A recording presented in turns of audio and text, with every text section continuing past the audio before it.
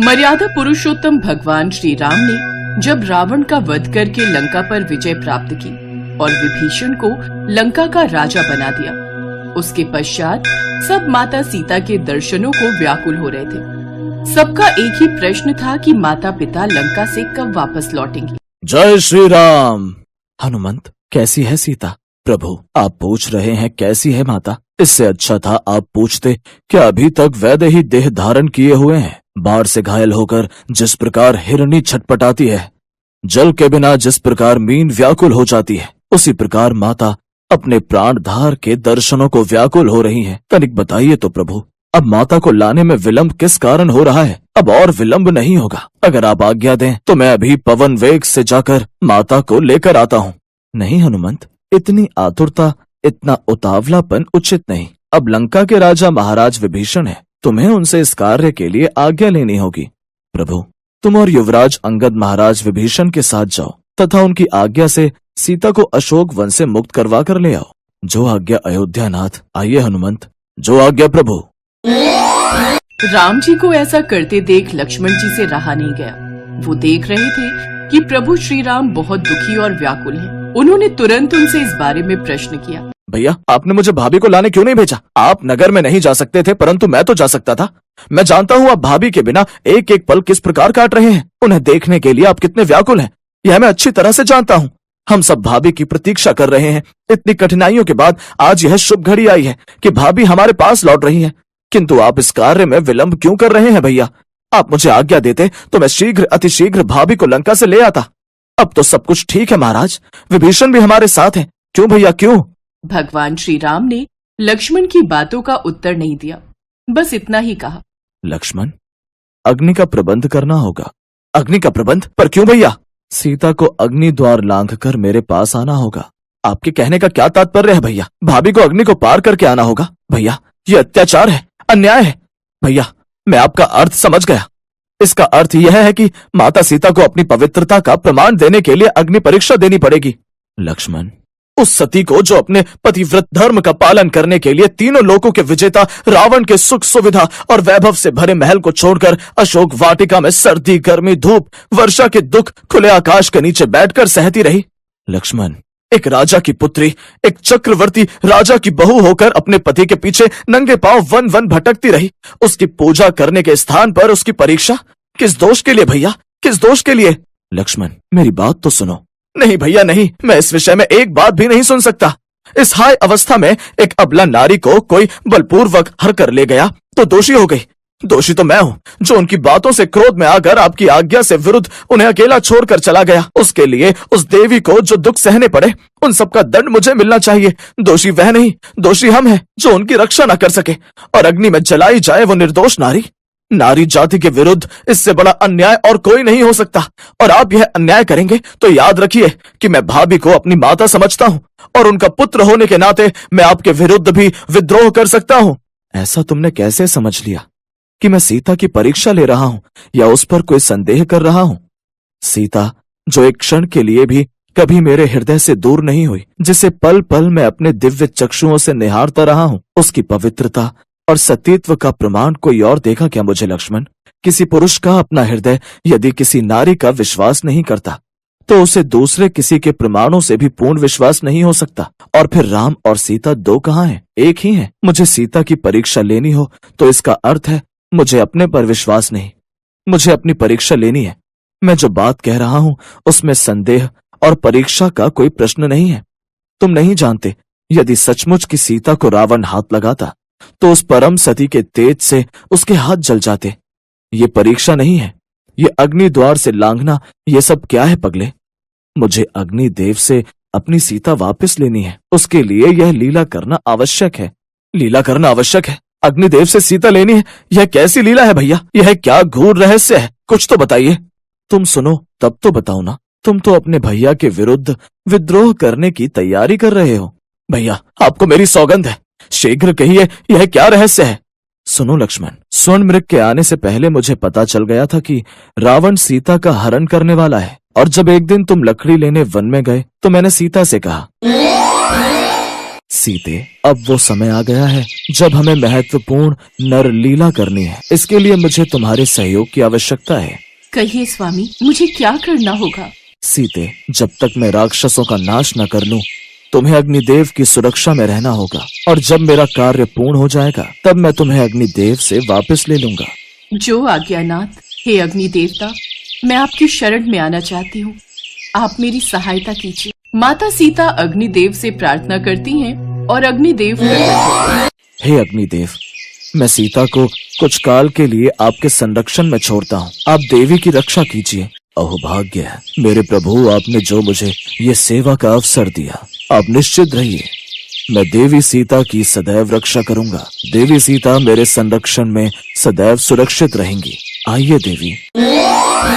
इस प्रकार सीता अग्निदेव की सुरक्षा में चली गई और हमारी सहायता के लिए देवी का प्रतिबिंब छाया सीता के रूप में रह गया। इस प्रकार इस गूढ़ रहस्य का तुम्हें आज तक पता नहीं था। सारी सच्चाई जानने के पश्चात लक्ष्मण राम जी से क्षमा मांगते हैं और उनके चरण छूते हैं। राम जी अपने भाई लक्ष्मण को हृदय से लगा लेते हैं। भैया, मैं उत्तेजना में क्या कुछ कह गया, मुझे क्षमा करें भैया। लक्ष्मण। इतनी देर में वानर सेना का शोर प्रारंभ हो जाता है। लक्ष्मण, ये शोर कैसा? लगता है सीता आ गई। प्रभु, माता सीता आ गई है। सभी भक्त माता सीता के दर्शन करना चाहते हैं। माता सीता के दर्शनों के लिए भक्त व्याकुल हो रहे हैं। सब आपकी अनुमति चाहते हैं प्रभु। ये सब वानर हमारे पुत्रों की भांति हैं और ये सब अपनी माता समान सीता के दर्शन करना चाहते हैं।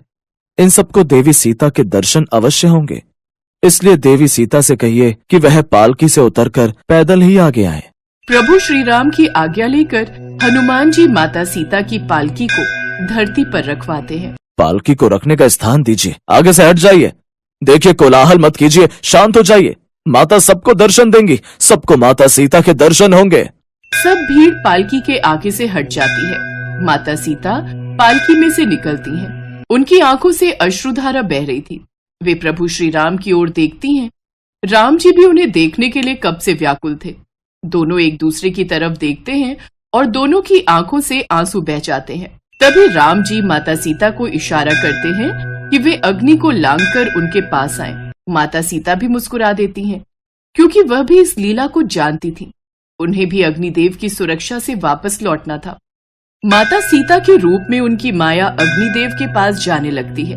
उन्हें ऐसा करते देख सभी लोग चकित रह जाते हैं। माता सीता अग्नि को लांघकर जब सुरक्षित बाहर निकलती हैं, तो सब माता सीता की जय जयकार करने लगते हैं और इस प्रकार सीता माता की अग्नि परीक्षा पूरी हुई। युद्ध के बाद वास्तविक सीता माता को अग्निदेव के माध्यम से वापस लाने के लिए अग्नि परीक्षा का आयोजन किया गया। ये सबके सामने इसीलिए किया गया ताकि सीता माता की पवित्रता और सतीत्व पर उठे सभी संदेश समाप्त हो सके और समाज के सामने ये स्पष्ट हो सके कि वे पूरी तरह से पवित्र और निष्कलंक हैं। प्रभु श्री राम द्वारा इसका उद्देश्य सीता माता की गरिमा को पुनः स्थापित करना और समाज के सामने सत्य को प्रकट करना था। क्योंकि प्रभु श्री राम की लीला अद्भुत है, तभी तो वो मर्यादा पुरुषोत्तम कहलाते हैं। देवी सीता की जय, माता जानकी की जय, सीता मैया की जय, देवी सीता की जय, सिया राम की जय। देवी सीता की जय, माता जानकी की जय, सीता मैया की जय, देवी सीता की जय, सिया राम की जय। एक बार की बात है, नारद जी स्वर्गलोक में घूम रहे थे। उन्होंने देखा, नारायण नारायण, अहो भाग्य, आज तीनों देवियां माँ लक्ष्मी, माँ सरस्वती और माँ पार्वती को परस्पर विमर्श करते देख रहा हूँ। मेरा प्रणाम स्वीकार कीजिए। मैं यहाँ से गुजर रहा था, आप तीनों के वार्तालाप को सुना तो मुझसे रुके बिना नहीं रहा गया। देवर्षि नारद, हम तीनों अपने सतीत्व और पतिव्रता धर्म की चर्चा कर रही। अच्छा, तो आपने भी हमारा वार्तालाप सुन ही लिया। ये बात तो आप भी जानते हैं देवर्षि नारद कि हम तीनों देवियों के समान कोई भी पतिव्रता स्त्री नहीं है। हमारा पतिव्रत धर्म सर्वश्रेष्ठ है। ये बात तो उत्तम है, आप तीनों पतिव्रता स्त्रियां हो, परंतु क्या देवर्षि नारद, हमारे सिवा और कौन पतिव्रता स्त्री है, बताइए। हे देवियों, अत्रि महामुनि की पत्नी देवी अनुसुईया। देवी अनुसुईया? हाँ माते, देवी अनुसुईया के समान पवित्र और पतिव्रता तीनों लोकों में नहीं है। क्या कह रहे हैं देवर्षि नारद? मैं सत्य कह रहा हूँ देवी सरस्वती। देवी अनुसुईया एक महान पतिव्रता स्त्री है। देवर्षि नारद की बात सुनकर तीनों देवियों के मन में अनुसुईया के प्रति ईर्ष्या होने लगी। अच्छा, अब मुझे आज्ञा दीजिए, मैं चलता हूँ। नारायण नारायण। देवी पार्वती, देवी सरस्वती, क्या आप भी वही सोच रही हैं जो मेरे मन में विचार उत्पन्न हो रहा है? हाँ देवी लक्ष्मी, हमें देवी अनुसुईया के पतिव्रता धर्म की परीक्षा लेनी ही होगी। अब तो देखना ही पड़ेगा ये सती अनुसुईया कितनी बड़ी पतिव्रता है। और इसी विषय पर आग्रह करने के लिए तीनों देवियां अपने अपने पति के पास गयीं। इसके पश्चात तीनों देवों ने आपस में इस पर विचार विमर्श किया। अब क्या किया जाए महादेव? मेरी पत्नी लक्ष्मी तो हठ करके बैठी है कि हमें अनुसुईया की परीक्षा लेने जाना ही होगा। और आप जानते हैं महादेव, स्त्री जब एक बार कोई हठ कर बैठती है तो उसे पूरा करवा कर ही मान। मैं भी इसी असमंजस में हूँ। लगता है अब हम तीनों को अत्रि ऋषि के आश्रम में देवी अनुसुईया की परीक्षा लेने जाना ही होगा। पर महादेव, क्या हम इस रूप में जाएंगे? नहीं नहीं ब्रह्मदेव, हम तीनों ब्राह्मण के भेष में यात्री बनकर उनके द्वार पर जाएंगे। महादेव ठीक कह रहे हैं, और हम जानते हैं अत्रि मुनि के आश्रम से कोई भी मनुष्य पशु पक्षी बिना भोजन किए नहीं लौटता है। तो ठीक है, हम तीनों काशी के ब्राह्मण वेश में चलते।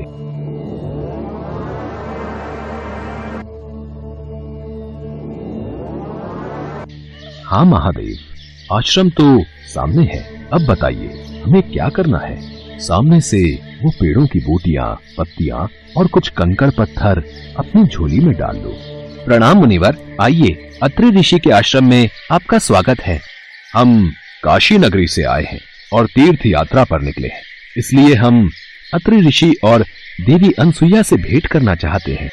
मुनिवर, अत्रि मुनि तो अभी तपस्या में लीन है। हाँ, देवी अनुसुईया आश्रम में ही है, आप उनसे भेंट कर सकते हैं। शिष्य उन तीनों यात्रियों को लेकर देवी अनुसुईया के पास पहुंचता है। उस वक्त देवी अनुसुईया माँ तुलसी की आराधना में लीन थी। माते, ये तीनों यात्री काशी नगरी से आए हैं और आपसे भेंट करना चाहते हैं। देवी अनुसुईया, हमने अत्रि ऋषि और आपके बारे में बहुत प्रसिद्धि भी सुनी है, इसलिए हम तीर्थ यात्रा पर जाने से पहले आपसे भेंट करने के लिए आए हैं। देवी अनुसुईया, हमने सुना है आपके द्वार से कोई भी भोजन से बिना तृप्त हुए नहीं लौटता है। आपने बिल्कुल सही सुना है मुनिवर। आइए, आश्रम में चलिए। पधारिए मुनिवर। देवी अनुसुईया, हमें बहुत भूख लगी है, हमारे लिए अति शीघ्र भोजन परोसा जाए। बताइए मुनिवर, आप भोजन में क्या खाएंगे? मैं आपकी इच्छा अनुसार ही भोजन का प्रबंध। देवी अनुसुईया, हमारे पास जो भी है आपको वही हमारे लिए बनाना होगा। हम अपने भोजन की सामग्री साथ लाए हैं। जो आज्ञा मुनिवर, आप मुझे जो भी सामग्री देंगे मैं शीघ्र ही उसका भोजन तैयार करके आपको परोस दूंगी। तो ये लो पत्थर, कंकड़ और कुछ पेड़ों की टहनी और पत्तियां। हम आज इसी का पका भोजन ग्रहण करेंगे। और ध्यान रहे, यदि हमें ये भोजन नहीं प्राप्त हुआ तो हम भूखे पेट ही लौट जाएंगे। जाओ देवी अनुसुईया, अब भोजन में विलंब ना करो। देवी अनुसुईया रसोई में जाती हैं और भगवान से प्रार्थना करने लगती। हे ईश्वर, मेरी सहायता करो। मैं जानती हूँ ब्रह्मा, विष्णु और महादेव तीनों देवता मेरी परीक्षा लेने आए हैं। मेरी सहायता कीजिए प्रभु। यदि मैं सच्चे हृदय से आपका स्मरण करती हूँ तो ये सामग्री भोजन में परिवर्तित हो जाए। देखते ही देखते कंकड़, पत्थर और सूखी पत्तियां और टहनी एक स्वादिष्ट भोजन में परिवर्तित हो जाती है। देवी अनुसुईया भगवान को धन्यवाद करके वह भोजन ब्राह्मण रूपी ब्रह्मा, विष्णु और महादेव के समक्ष लेकर जाती है। भोजन तैयार है मुनिवर, अगर आप कहें तो मैं भोजन आपको परोस दूं। देवी अनुसुईया, हम तीनों ये भोजन एक ही शर्त पर ग्रहण करेंगे। आपको हमारे समक्ष बिना वस्त्र के आना होगा और भोजन परोसना होगा। यदि आप ऐसा करती हैं तभी हम भोजन ग्रहण करेंगे, नहीं तो हम तीनों यहाँ से भूखे ही चले जाएंगे। आप कुछ देर प्रतीक्षा कीजिए, मैं अभी आई। देवी अनुसुईया ध्यान में लीन अपने स्वामी अत्रि ऋषि के पास जाती हैं और उनसे सारी बात कहती हैं। स्वामी, अब आप ही बताइए मैं क्या करूं? देवी अनुसुईया, आप तो इतनी पतिव्रता हैं कि आप जब स्नान के लिए जाती हैं तो आपके सतीत्व के तेज के सामने भगवान सूर्य देव भी कुछ पलों के लिए अपनी आंखें मूंद लेते हैं। अनुसुईया, आपके पतिव्रत का इतना तो तेज है कि कोई भी उसे सहन नहीं कर सकता। और आप जानती हैं हमारे यहाँ तो तीनों लोकों के स्वामी त्रिदेव पधारे हैं। ब्रह्मा विष्णु महेश तो हमारे माता पिता हैं, जिन्होंने हमें जीवन दिया है। तो उन माता पिता के सामने भला कैसी लज्जा। निसंकोच होकर घर जाओ और अतिथियों की सेवा करो। और हाँ, ये कमंडल का जल लेती जाओ और भोजन परोसने से पहले इस जल की बूंदें जमीन पर जरूर छिड़क लेना। जो आज्ञा स्वामी। देवी अनुसुईया आश्रम में लौट आती हैं और ब्रह्मा विष्णु और महेश को भोजन परोसने से पूर्व कमंडल का जल धरती पर छिड़क। देखते ही देखते ब्राह्मण रूपी ब्रह्मा विष्णु महेश नवजात शिशु का रूप ले लेते। देवी अनुसुईया बाल रूपी ब्रह्मा विष्णु महेश को अपने आंचल में छुपा लेती हैं और उन्हें अपना दूध पिलाती हैं, उनके साथ खेलती हैं, उन्हें सुंदर सुंदर वस्त्र पहनाती हैं और उन्हें पालने में झूला झुलाती हैं और लोरी गाकर सुला देती हैं। कुछ देर बाद अत्रि ऋषि जब आश्रम में लौटते हैं, स्वामी देखिए, इन बालकों को पाकर मेरा मातृत्व जाग गया। मेरी कोई संतान नहीं है, आज वो कमी पूरी हो गई। अनुसुईया, कभी न कभी तो इन तीनों बालकों को अपने रूप में आना ही है। हम कब तक इनको अपने साथ रख सकते हैं? उसी समय नारद मुनि देवी पार्वती, देवी सरस्वती और देवी लक्ष्मी के साथ वहाँ आ जाते हैं। माते, अपने पतियों को ढूंढते हुए ये देवियां यहाँ पर आई हैं। इनके पतियों को कृपया इन्हें सौंप दीजिए। माताओं, मेरा प्रणाम स्वीकार कीजिए। अनुसुईया, हमारे पति तुम्हारे आश्रम में ही आए थे, वे कहाँ हैं? हे माते, मेरे पास तो काशी नगरी के 3 ब्राह्मण ही आए थे, जिन्हें मैंने शिशु बना दिया। झूले में सोने वाले अगर आपके पति हैं, तो इन्हें आप ले जा सकती हैं। लेकिन ये तीनों शिशु तो एक समान ही लग रहे हैं। अनुसुईया, अब तो तुम ही हमें बता सकती हो कि हमारे पति कौन हैं। आप तीनों माताएं क्या अपने पति को पहचान नहीं सकती? जल्दी से अपने पति को गोद में उठा लीजिए। सोच लीजिए, अगर आपने किसी पर पुरुष का स्पर्श कर लिया तो आपका पतिव्रत धर्म खंडित ना हो जाए। अनुसुईया की बात सुनकर तीनों देवियां शर्मिंदा होकर दूर जाकर खड़ी हो गयीं। तीनों देवियों ने माता अनुसुईया से क्षमा याचना। अनुसुईया, हमें माफ कर दो, हमने ही परीक्षा लेने के लिए अपने पतियों को बाध्य किया था। हमसे भूल हो गई अनुसुईया, हमने तुम्हारी पतिव्रत धर्म से ईर्ष्या की। अनुसुईया, हम तुमसे प्रार्थना करते हैं, हमारे पति को पुनः अपने स्वरूप में ले आओ।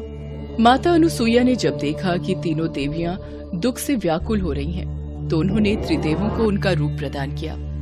तत्पश्चात तीनों देवों ने अनुसुईया से प्रसन्न होकर वरदान मांगने को कहा। तब अनुसुईया बोली, प्रभु, आप तीनों मेरी कोख से जन्म ले, मुझे ये वरदान दीजिए।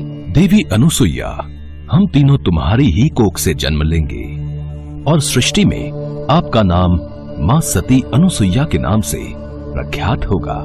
तीनों देवों के वरदान प्राप्त होने से कालांतर में भगवान दत्तात्रेय के रूप में भगवान विष्णु का, चंद्रमा के रूप में ब्रह्मा का तथा दुर्वासा के रूप में भगवान शिव का जन्म माता अनुसुईया के गर्भ से हुआ।